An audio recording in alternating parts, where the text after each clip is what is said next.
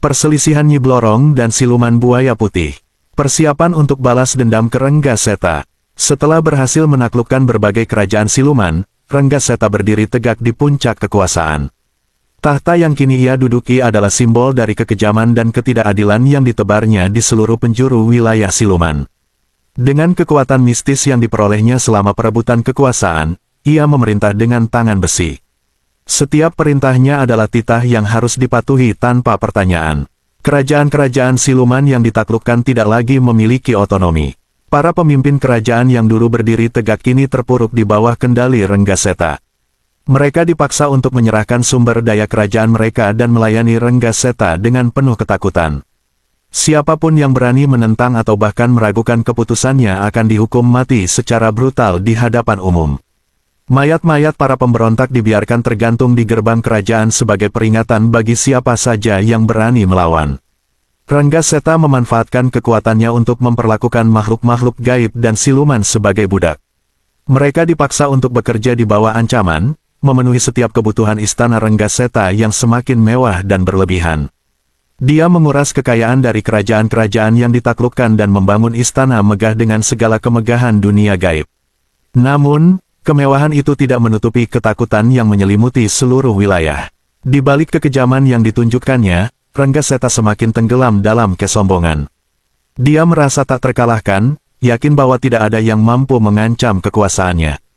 Dengan takabur, dia mulai mengabaikan saran dari para penasihatnya dan hanya mendengarkan pujian palsu dari orang-orang yang takut kepadanya. Namun, di balik permukaan yang terlihat tenang, benih pemberontakan mulai muncul. Makhluk-makhluk gaib yang dulu hidup bebas kini merasakan tekanan yang tidak tertahankan. Di bawah bayang-bayang kekuasaan Renggaseta, mereka mulai merencanakan sesuatu. Desas-desus tentang pemberontakan kecil mulai menyebar secara diam-diam di berbagai sudut kerajaan.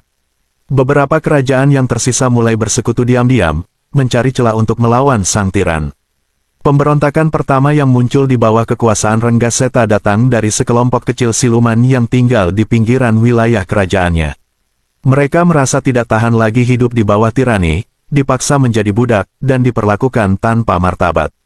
Dipimpin oleh siluman kera hitam, mereka berani melakukan perlawanan secara diam-diam. Mereka berharap bahwa serangan mendadak akan mengejutkan Renggaseta dan memberikan kesempatan untuk menggulingkannya. Pemberontakan ini dimulai dengan penyergapan kecil terhadap salah satu pos penjaga kerajaan Renggaseta. Pasukan siluman kera hitam melancarkan serangan di malam hari, membunuh para penjaga dan membakar pos tersebut. Mereka berharap bahwa ini akan memicu perlawanan dari kerajaan-kerajaan lain yang juga tertekan di bawah kekuasaan Renggaseta. Namun, Renggaseta, yang telah mengetahui kabar tentang rencana pemberontakan ini melalui mata-mata setianya, telah mempersiapkan segalanya. Pasukan elitnya, yang dilatih secara brutal dan diberkahi dengan kekuatan mistis, segera dikerahkan untuk menghancurkan pemberontak tersebut. Pertempuran yang mereka hadapi sangat tidak seimbang. Siluman kera hitam dan para pengikutnya, meskipun berjuang dengan keberanian, tidak memiliki cukup kekuatan untuk melawan pasukan Renggaseta yang lebih besar dan lebih kuat. Dengan cepat, para pemberontak dikalahkan. Siluman kera hitam sendiri tertangkap hidup-hidup, dan dengan penuh kebrutalan, Renggaseta mengeksekusinya di depan umum sebagai peringatan bagi siapapun yang berani menantang kekuasaannya. Tubuh siluman kera hitam digantung di alun-alun utama kerajaan, dibiarkan membusuk untuk menunjukkan bahwa tidak ada tempat bagi pemberontakan di bawah pemerintahannya. Semua pemberontak lainnya diburu tanpa ampun, satu persatu ditemukan dan dibunuh. Mereka yang mencoba melarikan diri tidak memiliki tempat untuk bersembunyi, karena Renggaseta telah menyebarkan jaring mata-matanya di seluruh wilayah. Tak seorang pun yang terlibat dalam pemberontakan itu dibiarkan hidup. Kemenangan ini semakin memperkuat legitimasi Renggaseta sebagai penguasa tak terkalahkan. Di mata para siluman dan makhluk gaib lainnya, dia semakin ditakuti. Tidak ada yang berani mempertanyakan kekuasaannya secara terbuka setelah menyaksikan betapa kejamnya pembalasan yang dia berikan kepada para pemberontak. Kekalahan pemberontakan ini menjadikan Renggaseta lebih takabur dari sebelumnya. Dia merasa bahwa takdir memang telah menakdirkannya untuk memerintah dunia siluman dengan tangan besi. Sementara di dalam sebuah gua yang tersembunyi jauh di tengah hutan angker, Nyi Blorong akhirnya pulih sepenuhnya dari luka-lukanya. Wajahnya yang dulu penuh rasa sakit kini dipenuhi oleh kilatan dendam yang membara. Matanya berkilat saat mengingat bagaimana Renggaseta telah menghancurkan kekuasaannya, merebut tahtanya, dan mempermalukannya di depan seluruh dunia siluman. Anaknya, yang juga telah pulih sebagian, duduk di sampingnya, dengan tatapan penuh kebencian yang sama. Mereka tahu bahwa melawan Renggaseta secara langsung akan menjadi bunuh diri, apalagi dengan kekuatan mistisnya yang semakin besar. Tapi Nyi Blorong, sebagai ratu siluman yang cerdik, tidak berniat menyerang secara langsung. Dia menyadari bahwa satu-satunya cara untuk menjatuhkan musuh yang sebesar Renggaseta adalah dengan siasat dan tipu daya. Malam itu, di dalam gua, mereka memulai pertemuan rahasia. Nyi Blorong merancang strategi licik, memanfaatkan kelemahan yang dia ketahui tentang Renggaseta, keangkuhan dan ketakaburannya. Dia tahu bahwa semakin besar kekuasaan Renggaseta, semakin lengah dan sombong dia menjadi. Strategi yang mereka susun yakni 1. Menghimpun kembali pasukan setia. Nyi Blorong memulai dengan mengirimkan pesan gaib menggunakan kekuatan gendamnya ke para prajurit siluman yang dulu setia kepadanya. Banyak dari mereka yang masih bersembunyi atau hidup di bawah bayang-bayang kekuasaan Renggaseta, menunggu kesempatan untuk kembali berjuang. Dengan pesona magisnya, Nyi Blorong mampu memanggil mereka dari tempat persembunyiannya, membangkitkan loyalitas lama dan mengingatkan mereka akan janji balas dendam yang manis. 2. Menggalang aliansi baru. Nyi Blorong juga memerintahkan anaknya untuk melakukan perjalanan rahasia ke beberapa kerajaan siluman yang belum sepenuhnya jatuh di bawah kekuasaan Renggaseta. Dia tahu bahwa banyak raja-raja siluman kecil yang merasa terancam oleh invasi Renggaseta dan takut akan kehancuran kerajaan mereka. Dengan janji kebebasan dan perlindungan, Nyi Blorong berharap bisa membentuk aliansi baru yang kuat, menggabungkan kekuatan dari berbagai kerajaan siluman untuk melawan Renggaseta. 3. Menciptakan perpecahan internal. Nyi Blorong juga merencanakan cara untuk merusak kekuasaan Renggaseta dari dalam. Dia tahu bahwa tidak semua pengikut Renggaseta benar-benar setia, banyak dari mereka yang hanya tunduk karena ketakutan. Dengan menggunakan mata-mata yang disusupkan ke dalam kerajaan Renggaseta, Nyi Blorong berencana untuk menebarkan perpecahan dan keraguan di antara para bawahannya, membuat mereka saling curiga dan pada akhirnya memberontak. 4. Serangan gaib terencana. Selain strategi politik dan militer, Nyi Blorong juga memanfaatkan kekuatan gaibnya yang selama ini disimpan. Dia mulai melakukan ritual gelap bersama anaknya, memanggil kekuatan kuno yang jauh lebih besar dari sebelumnya. Mereka berniat melancarkan serangan gaib terencana yang akan melemahkan pertahanan mistis Renggaseta, membuatnya rentan terhadap serangan fisik dan magis. 5. Mengincar waktu yang tepat. Strategi ini tidak akan dilakukan secara tergesa-gesa. Nyi Blorong tahu bahwa untuk berhasil, dia harus bersabar. Dia mengamati setiap gerakan Renggaseta, menunggu saat di mana dia lengah. Pada saat yang tepat, ketika Renggaseta merasa paling kuat, disitulah Nyi Blorong akan melancarkan serangan balasan yang menghancurkan. Dengan rencana ini, mereka yakin bahwa kekuatan Renggaseta tidak akan bertahan lama. Mereka hanya menunggu saat yang tepat untuk melancarkan serangan mematikan yang akan mengubah takdir seluruh dunia siluman. Dalam keheningan malam yang diselimuti kegelapan, Nyi Blorong duduk bersila di dalam gua tersembunyi, tempat persembunyiannya sejak kekalahannya dari Renggaseta. Di sekelilingnya, kabut tebal berputar perlahan, menciptakan suasana mistis yang mencekam. Di hadapannya terdapat sebuah cermin hitam tua, benda magis yang telah ia gunakan sejak zaman dulu untuk mengendalikan pikiran makhluk-makhluk gaib. Ia menatap cermin itu dengan tajam, mulutnya mulai melafalkan mantra kuno yang telah lama tidak diucapkannya. Kata-kata penuh kekuatan keluar dari bibir Nyi Blorong, mengalir dengan nada penuh kekuatan magis. Mantra ini adalah gendam, kekuatan gaib yang mampu mengendalikan pikiran dan hati siapapun yang pernah bersumpah setia padanya. Suara mantra itu semakin lama semakin menggema di dalam gua, seolah-olah cermin hitam di hadapannya menyerap setiap kata dan menyebarkannya ke seluruh penjuru dunia. Datanglah, wahai prajurit-prajuritku. Waktunya telah tiba untuk kembali. Aku memanggil kalian, aku, Nyi Blorong, ratu kalian yang sah. Dengarkan panggilanku. Seketika, energi mistis berpendar dari cermin hitam, melintasi alam nyata dan memasuki alam pikiran para prajurit yang pernah bersumpah setia padanya. Di berbagai tempat yang jauh, di dalam kerajaan yang kini dikuasai Renggaseta, prajurit-prajurit setia Nyi Blorong yang masih hidup tiba-tiba merasakan kehadiran panggilan gaib itu. Mata mereka terbuka lebar, napas mereka terhenti sejenak, dan hati mereka bergetar karena panggilan yang sangat kuat dan tidak bisa ditolak. Mereka tahu, panggilan ini berasal dari Nyi Blorong. Di antara para prajurit yang masih berada di bawah kekuasaan Renggaseta, sebagian besar menyamar sebagai penduduk biasa atau bekerja sebagai pelayan kerajaan, menunggu kesempatan untuk melarikan diri. Ketika gendam Nyi Blorong merasuki jiwa mereka, mereka tidak ragu lagi. Tanpa terlihat mencolok, mereka mulai bergerak secara diam-diam. Beberapa prajurit menyusup keluar dari istana dengan berbagai cara, ada yang menyelinap di malam hari saat penjaga lengah, ada yang menggunakan terowongan rahasia yang telah lama mereka ketahui, dan ada pula yang menyamar sebagai penjaga Renggaseta untuk bisa keluar tanpa menimbulkan kecurigaan. Dalam perjalanan mereka, gendam Nyi Blorong terus membimbing langkah mereka, membuat mereka tidak terdeteksi oleh mata-mata Renggaseta yang selalu mengawasi. Satu demi satu, para prajurit setia itu berhasil kabur dari kerajaan yang kini dikuasai oleh tangan besi Renggaseta. Mereka melakukan perjalanan panjang menuju gua tempat Nyi Blorong bersembunyi. Di sepanjang perjalanan, mereka tetap diam dan berhati-hati, karena mereka tahu bahwa pengikut Renggaseta masih mengawasi setiap pergerakan yang mencurigakan. Namun, kekuatan gendam Nyi Blorong menjaga mereka, menyelimuti mereka dengan perlindungan gaib. Akhirnya, setelah perjalanan yang penuh resiko, prajurit-prajurit setia Nyi Blorong tiba di gua persembunyian. Mereka masuk satu persatu, dengan ketaatan dan hormat yang luar biasa. Mata mereka menyala dengan semangat pertempuran yang baru, seolah-olah panggilan gaib Nyi Blorong telah membangkitkan kembali semangat mereka yang hampir padam. Di hadapan ratu mereka berlutut. Kami kembali, wahai ratu. Siap untuk bertarung demi kejayaanmu. Nyi Blorong memandang mereka dengan senyum dingin. Kalian datang tepat pada waktunya. Perang besar akan segera dimulai. Bersiaplah, karena ini adalah kesempatan kita untuk merebut kembali kekuasaan kita dan menghancurkan Renggaseta.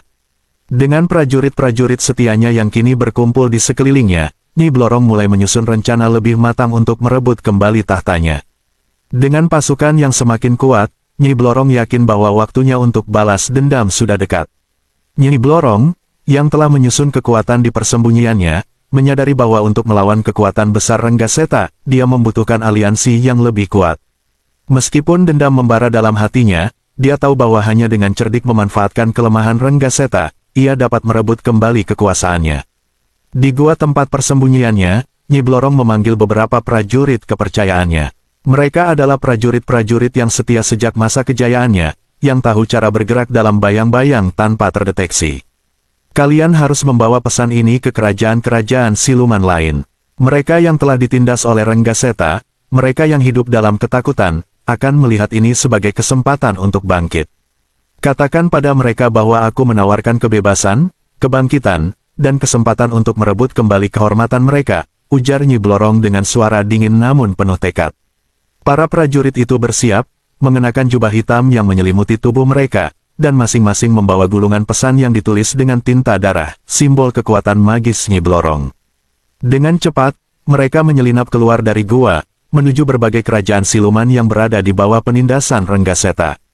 Di setiap kerajaan yang mereka datangi, para utusan ini bergerak dalam senyap, mencari kontak-kontak rahasia yang dulu pernah bekerja sama dengan Nyi Blorong atau mereka yang menunjukkan tanda-tanda ketidakpuasan terhadap Renggaseta.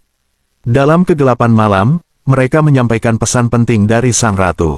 Di sebuah kerajaan kecil, kerajaan siluman kera putih yang terkenal sebagai salah satu dari sekian banyak kerajaan yang ditindas oleh Renggaseta, seorang utusan Nyi Blorong bertemu dengan pemimpin rahasia para pemberontak. Ketika pesan itu disampaikan, pemimpin pemberontak, siluman kera putih, yang selama ini hidup dalam ketakutan, melihat secercah harapan. Nyi Blorong bangkit kembali, tanya pemimpin itu dengan mata penuh harap. Ya, dan dia menawarkan kebebasan. Jika kalian bergabung dengannya, ini adalah kesempatan kita untuk melawan tirani Renggaseta, jawab sang utusan. Siluman kera putih merenung sejenak sebelum berkata, kami sudah lama menunggu momen ini. Kami akan bergabung. Kekuatan kita tidak cukup besar, tetapi dengan Nyi Blorong, kita mungkin bisa mengakhiri kekuasaan Renggaseta. Utusan-utusan lain melanjutkan perjalanan mereka ke kerajaan-kerajaan siluman yang berbeda. Di kerajaan siluman serigala, yang tentaranya pernah dikalahkan dengan brutal oleh Renggaseta, pemimpin mereka yang terluka dalam pertempuran terakhir mendengarkan pesan Nyi Blorong dengan penuh perhatian.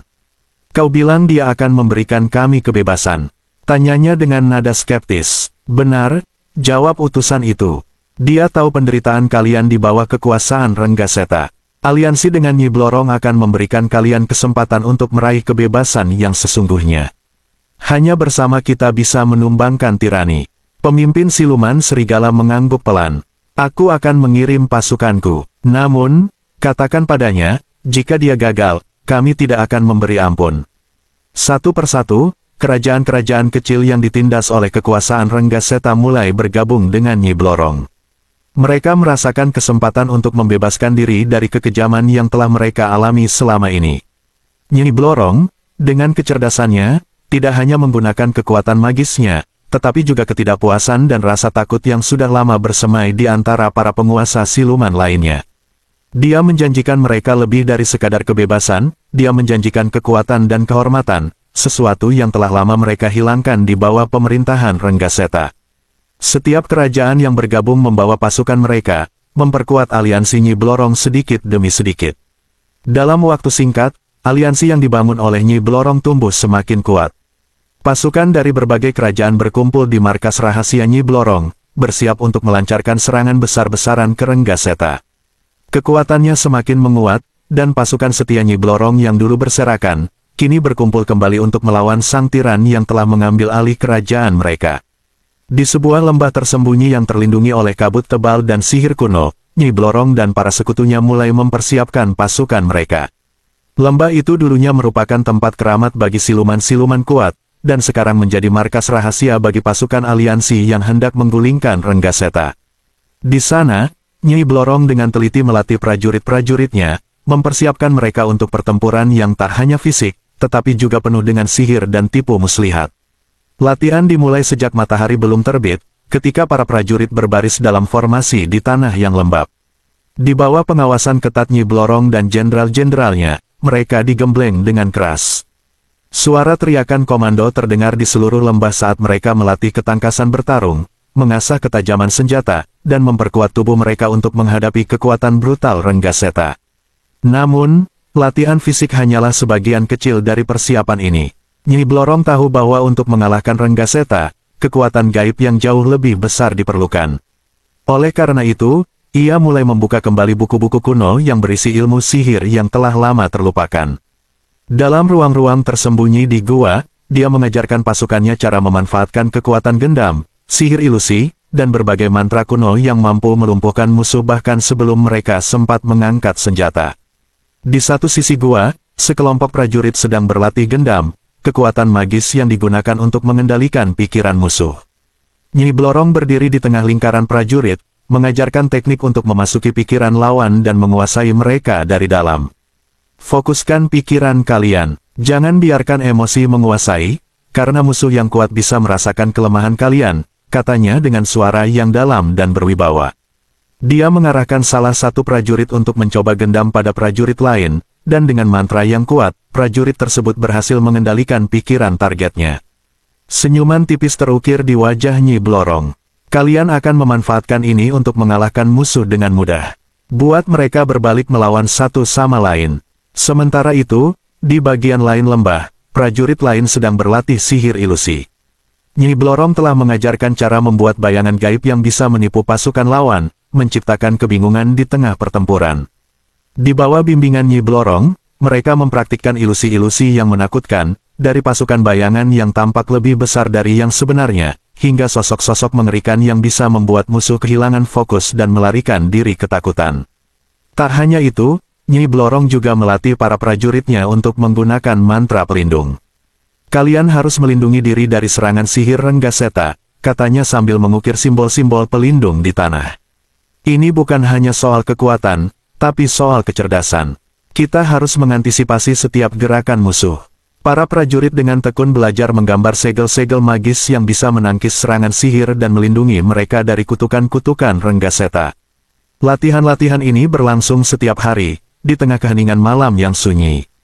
Kabut yang menutupi lembah memberikan perlindungan dari mata-mata Renggaseta, dan hanya bulan yang menyaksikan persiapan rahasia ini. Nyi Blorong bekerja tanpa henti, memastikan setiap prajurit siap menghadapi pertempuran besar yang akan datang. Semangat dalam pasukan semakin membara. Mereka tahu bahwa ini bukan hanya tentang merebut kembali kekuasaan, tetapi tentang membebaskan diri dari tirani yang selama ini menekan mereka.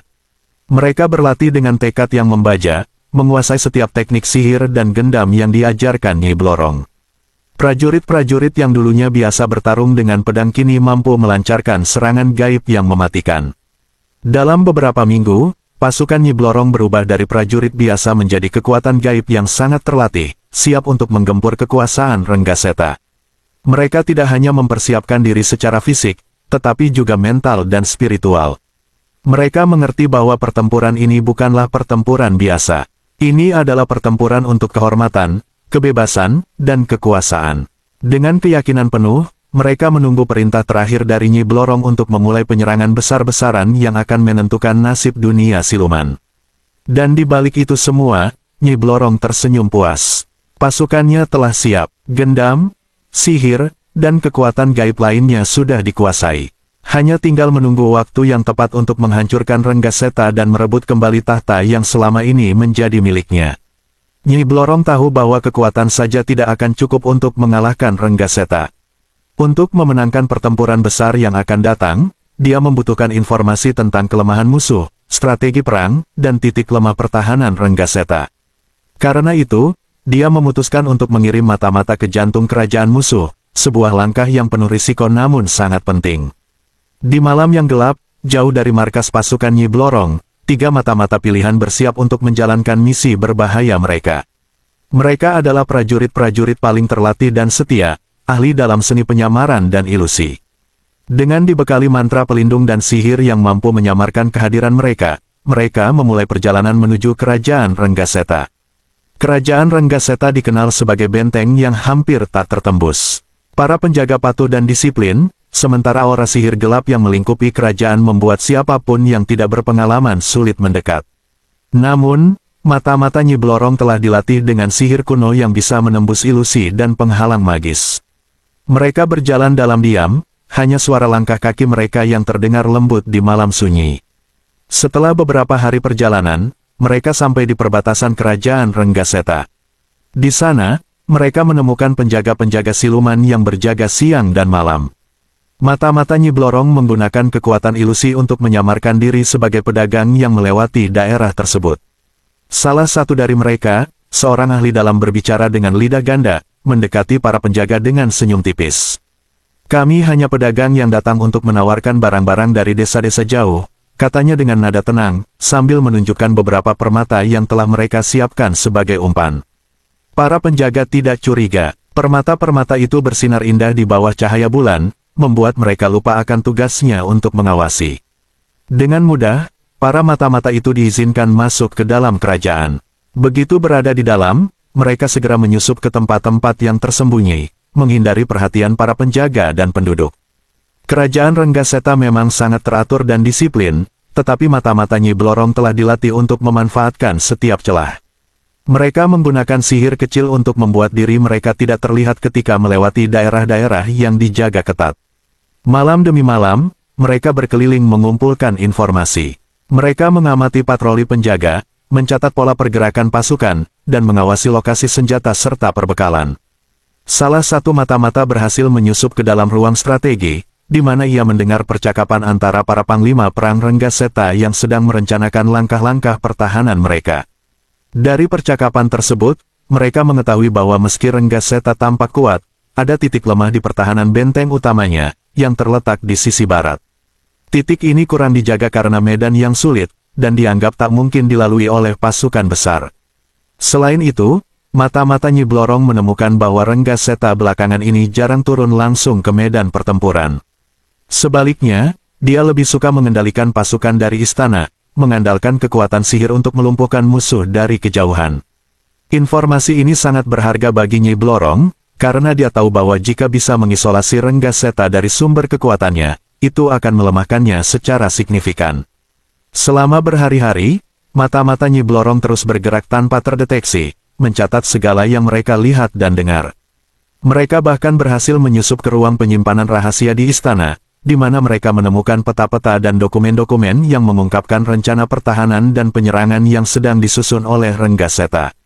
Setiap informasi yang mereka kumpulkan semakin memperjelas gambaran tentang kerajaan itu dan titik-titik yang bisa dimanfaatkan. Namun, tugas ini tidak tanpa risiko. Suatu malam, salah satu mata-mata hampir tertangkap ketika salah satu penjaga merasa ada yang aneh dengan gerak-gerik mereka. Dengan cepat, mata-mata tersebut menggunakan ilusi untuk membuat dirinya tampak seperti salah satu pelayan istana.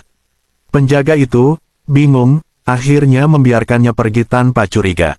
Setelah mengumpulkan cukup informasi, mata-mata itu kembali ke markas Nyi Blorong. Mereka melaporkan setiap detail yang mereka temukan, dari kelemahan pertahanan hingga kebiasaan pribadi Renggaseta. Ini adalah awal dari kejatuhannya, bisiknya pelan, penuh dendam. Sementara itu, setelah sekian lama bersembunyi di dunia antara, dimensi yang memisahkan dunia manusia dengan dunia siluman, siluman buaya putih dan anaknya mulai merasakan waktu yang tepat untuk keluar dari persembunyiannya telah tiba. Luka-luka yang dulu menghancurkan kerajaan mereka sudah pulih sepenuhnya, tetapi yang paling kuat adalah rasa dendam yang membara dalam diri siluman buaya putih. Renggaseta, sang penakluk yang telah merebut kekuasaannya, kini akan merasakan kekuatan balas dendamnya. Siluman buaya putih memandang anaknya, yang kini juga sudah kuat kembali. Waktunya telah tiba, ucapnya dengan suara berat. Anak siluman buaya mengangguk, matanya menyala penuh tekad. Mereka sadar, untuk melawan Renggaseta yang semakin kuat, mereka membutuhkan kekuatan lebih dari sekadar kekuatan pribadi.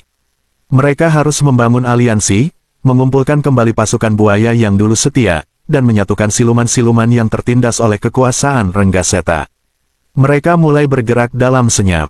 Dunia antara yang dipenuhi kabut tebal dan aura mistis menjadi tempat yang ideal untuk menyusun rencana tanpa terdeteksi oleh mata-mata Renggaseta. Dengan menggunakan sihir kuno, siluman buaya putih memanggil para siluman buaya yang tersisa dari kerajaan lamanya. Suara magis bergema di dunia antara, memecah kesunyian dengan kekuatan panggilan yang tak dapat ditolak oleh makhluk-makhluk yang dulu mengabdi padanya. Tak lama, dari balik kabut tebal, muncul puluhan siluman buaya, masing-masing dengan tubuh besar dan sorot mata penuh amarah yang membara. Sang Ratu telah memanggil kita, bisik salah satu dari mereka. Kami mendengar panggilanmu dan akan bersumpah setia lagi kepadamu, wahai Ratu Siluman Buaya Putih, kata pemimpin kelompok buaya itu, suaranya menggema di antara kabut. Siluman Buaya Putih mengangguk puas. Kalian semua telah setia kepadaku, dan kini saatnya kita membalas dendam. Bersama kita akan menghancurkan Renggaseta dan merebut kembali kejayaan kita. Pasukan buaya berlutut di hadapannya, menerima perintah tanpa ragu. Kini, siluman buaya putih tidak lagi hanya bergantung pada kekuatan dirinya dan anaknya, tetapi juga pada kekuatan besar dari pasukan buaya yang telah siap bertarung dengan loyalitas tanpa batas. Namun, siluman buaya putih tahu bahwa pasukannya saja tidak cukup. Ia membutuhkan lebih banyak sekutu, lebih banyak siluman yang teraniaya di bawah tirani Renggaseta. Dengan bantuan anaknya, mereka mulai menjalin komunikasi rahasia dengan beberapa kerajaan siluman yang masih ada, namun telah tertindas.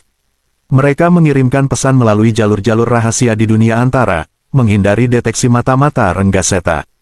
Malam-malam yang gelap dilalui dengan pertemuan-pertemuan rahasia. Beberapa kerajaan kecil yang dulu ditaklukkan oleh Renggaseta, kini mulai bangkit kembali dalam perlawanan. Mereka melihat kesempatan dalam tawaran siluman buaya putih, sebuah kesempatan untuk melawan bersama dan merebut kembali kemerdekaan mereka. Siluman-siluman dari kerajaan ular, harimau, dan serigala mulai setuju untuk bergabung dalam pertempuran yang akan datang. Mereka tahu bahwa ini adalah satu-satunya jalan untuk menghancurkan Renggaseta. Di dalam gua-gua tersembunyi dan hutan lebat dunia antara, latihan-latihan keras dimulai. Pasukan buaya dan sekutu-sekutu mereka mulai mempersiapkan diri. Ilmu-ilmu sihir kuno yang selama ini disembunyikan mulai dipelajari kembali, baik untuk menyerang maupun untuk melindungi diri dari kekuatan mistis Renggaseta. Siluman buaya putih mengajarkan taktik-taktik perang air, memanfaatkan sungai-sungai dan rawa-rawa sebagai medan pertempuran yang akan memperkuat pasukannya. Anak siluman buaya, yang telah pulih sepenuhnya, melatih prajurit-prajurit muda, memastikan bahwa mereka siap menghadapi apapun yang datang. Sementara itu, siluman buaya putih sendiri mengirim utusan ke sekutu-sekutu barunya, mengukuhkan aliansi dan merencanakan serangan besar-besaran. Dia tidak terburu-buru, setiap langkah diperhitungkan dengan hati-hati, karena dia tahu bahwa Renggaseta tidak boleh diremehkan. Tetapi dengan setiap sekutu yang bergabung, kekuatan aliansi semakin besar, dan keyakinan siluman buaya putih semakin kuat. Mereka akan melihat, tidak ada yang bisa melarikan diri dari cengkeraman buaya putih, bisiknya kepada anaknya suatu malam, ketika mereka sedang mengamati persiapan pasukan. Ranggaseta mungkin kuat, tapi dia juga sombong. Kesombongan itulah yang akan menjadi kejatuhannya. Dengan kekuatan besar yang mulai terhimpun, siluman buaya putih kini siap untuk bergerak. Aliansi yang dibangunnya dalam kegelapan mulai menjelma menjadi kekuatan nyata. Perlawanan terhadap Ranggaseta, sang penguasa tiran, kini bukan lagi sekadar mimpi. Pertempuran besar sudah di depan mata, dan siluman buaya putih akan memimpin pasukan menuju kemenangan atau kehancuran.